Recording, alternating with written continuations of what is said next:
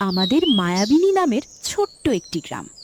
সেই গ্রামের সবার থেকে তিনি ছিলেন একটু আলাদা। গ্রামের সবাই তাকে যেমন বিশ্বাস করত, তেমনই ভালোবাসত। সকলেই তাকে বিভিন্ন নামে আদর করে ডাকলেও বেশিরভাগ মানুষ তাকে চেনাত পেটু দাদু নামে। সেই পেটু দাদু প্রতিদিন বিকেলবেলা পাড়ার বাচ্চাদের এক জায়গায় জড়ো করতেন আর শোনাতেন গা শিউরে ওঠা সব ভয়ানক ভয়ানক ভূতের গল্প। আজও তার ব্যতিক্রম হলো না। প্রতিদিনের মতো আজও বাচ্চাদের গোল করে বসিয়ে পেটু দাদু গল্প শোনাচ্ছিলেন। দাদুর মুখে ভুতুড়ে গল্প শুনে বাচ্চাদের চোখে মুখে তখন ভয়ের স্পষ্ট ছাপ। আর বাচ্চাদের সেই ভয় পাওয়া মুখগুলো দেখে পেটু দাদু খিলখিল করে হেসে উঠলেন। হাসতে হাসতেই তিনি হাতের হ্যারিকেনের সলতেটা আরেকটু বাড়িয়ে দিলেন। আর অমনি দাদুর পিছনের দেয়ালে একটা বিশাল কুৎসিত দৈত্যের মতো ছায়া ভেসে উঠল। দাদু তখন তার হাতের লাঠিটা দিয়ে মাটিতে 3বার শব্দ করলেন, টুক টুক টুক। ভয়ে বাচ্চারা একদম আড়ষ্ট হয়ে একে অপরকে জড়িয়ে ধরল। দাদু মুচকি হেসে বললেন, তাহলে তোদের সাহস তো কম নয় রে। এই নিঝুম রাতে তোরা পেটু দাদুর ঝুলি থেকে গল্প শুনতে এসেছিস? তাহলে শোন, আজ তোদের আমার ঝুলির সবচেয়ে রক্তহীন করা গল্পটাই শোনাবো। এই ঘটনাটা ঘটেছিল আমাদের এই গ্রামেরই পাশে বয়ে চলা ওই নদীটায়। গল্পের নাম রক্তমুখী ডাইনির অট্টহাসি। আমাদের এই নদীটা দিনের বেলা দেখতে যত শান্তই লাগুক না কেন, অমাবস্যার রাতে এর রূপ পুরো বদলে যায়। ঠিক 5 বছর আগের এক ভাদ্র মাসের কথা। তখন নদীতে নতুন জল এসেছে আর চারদিকে থই থই করছে অন্ধকার। গ্রামের এক মাঝির ছেলে ছিল, নাম তার কালু। সে একটু ডানপিটে স্বভাবের ছিল, ভূত প্রেত একদম বিশ্বাস করত না। এক অমাবস্যার রাতে সে বাজি ধরল যে মাঝ রাতে সে একাই নদীর কাছ দিয়ে মাঝ রাতে হেঁটে যাবে এবং সেখান থেকে হেঁটে একাই আসবে। গ্রামের বুড়োরা তাকে অনেক বারণ করেছিল, কিন্তু কালু কারো কথা শুনল না। রাত যখন ঠিক 12টা, কালু একাই ছপ ছপ শব্দ করে নদীর কাছ দিয়ে হেঁটে চলছে।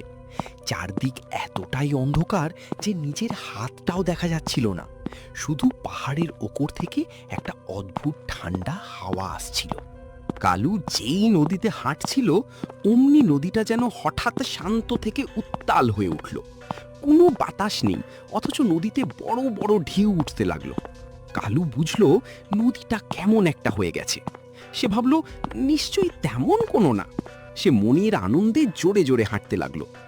কিন্তু নদীটা থেকে কিছু উঠতে শুরু করতেই কালুর গায়ের লোম খাড়া হয়ে গেল। নদীর ভেতর কোনো উঠে আসে। সেখানে আসছে এক জ্যান্ত মানুষের মতো অবয়ব, যার মাথা ভর্তি লম্বা লম্বা কালো চুল নদীর জলে ভাসছে। কালু ভয় পেয়ে নদীটার থেকে পালিয়ে আসার জন্য, কিন্তু ততক্ষণে দেরি হয়ে গেছে। জলের ভেতর থেকে চড় চড় করে শব্দ করে উঠে দাঁড়ালো সেই পাহাড়ি রাক্ষসী ডাইনি। তার গায়ের চামড়া কুচকুচে কালো আর ভেজা, কিন্তু সবচেয়ে ভয়ানক ছিল তার মুখটা।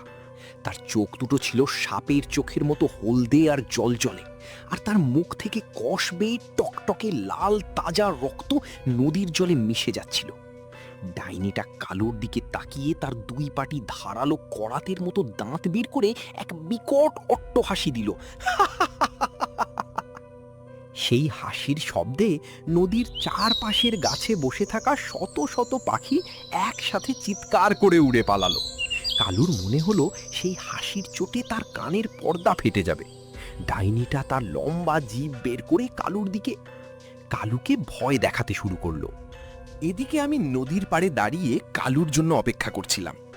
যখনই আমি সেই কুখ্যাত রক্তমুখী ডাইনির অট্টহাসি শুনতে পেলাম, আমি আর এক মুহূর্তও দেরি করলাম না।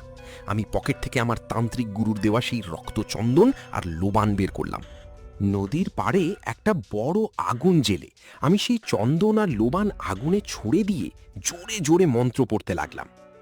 আগুনের ধোঁয়া আর মন্ত্রের জোরে নদীর মাঝখানে একটা তীব্র ঘূর্ণি তৈরি হলো। ডাইনিটা কালুকে ছেড়ে দিয়ে নিজের কান দুটো চেপে ধরে ব্যথায় চিৎকার করতে লাগলো। তার মুখ থেকে আরো রক্ত ছিটকে বেরোতে লাগলো। ডাইনিটা বুঝতে পারল যে পাড়ে ফেটু দাদু দাঁড়িয়ে আছে, সে কালুর ছেড়ে দিয়ে নদীর জলের নিচে অদৃশ্য হয়ে গেল। ফেটু দাদু একটু থামলেন, তারপর এক ঘটি জল খেয়ে বললেন, তাই সেবারে অলৌকিক উপায়ে বেঁচে নদীর পাড়ে থেকে ফিরে এসেছিল। কিন্তু তোরা বিশ্বাস করবি না, ডাইনির সেই অট্টহাসির আওয়াজে কালু সারা জীবনের মতো বোবা হয়ে গিয়েছিল। সে আর কোনো দিন কথা বলতে পারেনি।